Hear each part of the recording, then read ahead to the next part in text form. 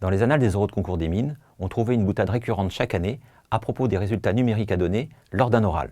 Cette boutade disait que la bonne réponse est 2 et qu'il suffit simplement de mettre la bonne puissance derrière, avec l'unité évidemment. Derrière cette blague de potage se cache une réalité que ne doit pas ignorer un scientifique. Plus que la valeur elle-même d'une grandeur, il est d'abord important de savoir dans quel domaine se situe la valeur d'une grandeur physique. C'est ce qu'on appelle trouver un ordre de grandeur, indispensable avant de s'intéresser à la valeur précise de cette grandeur. Prenons un exemple dans le domaine de la musique numérisée. Avec l'évolution des technologies hardware informatiques, les capacités de stockage des données augmentent sans cesse. On est arrivé à un stade où la capacité moyenne de stockage d'un disque dur a atteint 1 téraoctet. Dans ces conditions, on peut se poser la question de savoir s'il est encore nécessaire de stocker ces fichiers audio sous forme compressée, par exemple au format .mp3, ou bien si on peut les laisser au format non compressé, le format par exemple .wav. Pour le savoir, trouvons un ordre de grandeur.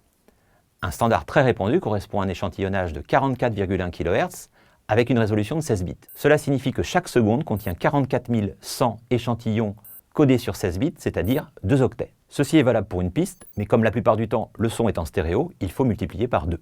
Calculons le nombre d'octets que contient une minute de son stéréo. Ce nombre que je vais appeler N0 est égal à 2 multiplié par 60 multiplié par 44 100 multiplié par 2. Essayons d'aller le plus loin possible pour calculer ce nombre N0 sans calculatrice.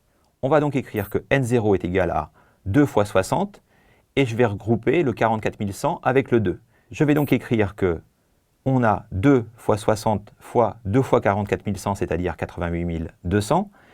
Et le 2 fois 60, je vais plutôt l'écrire sous la forme 2 fois 6 égale 12, multiplié par 10.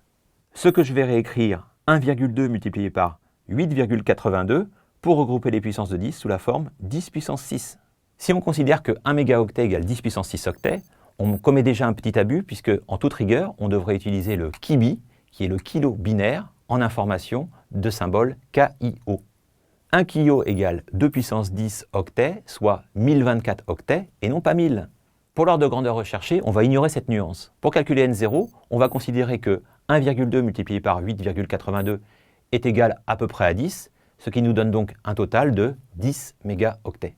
Une minute de musique non compressée à 44,1 kHz sur 16 bits va donc peser environ 10 mégaoctets, ce qui est déjà un très bon ordre de grandeur à retenir. Revenons à notre disque dur de 1 téraoctet, qui est donc égal environ à 1000 gigaoctets, ou encore 10 puissance 6 mégaoctets. On peut écrire ce 10 puissance 6 sous la forme 10 puissance 5 multiplié par 10, c'est-à-dire que le disque dur contient 10 puissance 5 fois 10 mégaoctets, c'est-à-dire 10 puissance 5 minutes de musique. 10 puissance 5 minutes, ce n'est pas très parlant. Essayons de transformer ce résultat en heures. Il faut donc le diviser par 60. 10 puissance 5, c'est 100 000. Il faut donc calculer, de tête si possible, 100 000 divisé par 60. 100 000 divisé par 60, c'est aussi, en simplifiant par 10, 10 000 divisé par 6. Si je simplifie encore par 2, je trouve donc 5 000 divisé par 3. 5 000 divisé par 3, je peux même le trouver de tête en disant que 50 divisé par 3, c'est à peu près égal à 17. Autrement dit, 5 000 divisé par 3, ce sera 100 fois plus, c'est-à-dire 1700. On a donc 1700 heures de musique sur un disque dur de 1 téraoctet. On peut essayer de donner ce résultat dans une unité encore plus parlante. Il s'avère que tous les CD audio ne sont pas remplis au maximum de leur capacité, qui est de l'ordre de 75 à 80 minutes. Statistiquement, on constate qu'un CD audio dure, en moyenne, un peu moins d'une heure, si bien que sur un disque dur de 1 Tera, on peut mettre un peu plus de 1700 CD audio. En conclusion, l'ordre de grandeur trouvé permet de dire qu'un disque dur de 1 téraoctet contient déjà une très belle CD-Tech. On remarque aussi que pour cet ordre de grandeur, 2 était une réponse pertinente, il fallait simplement mettre la bonne puissance derrière, qui était ici 10 puissance 3 égale 1000, et la bonne unité, c'était le CD.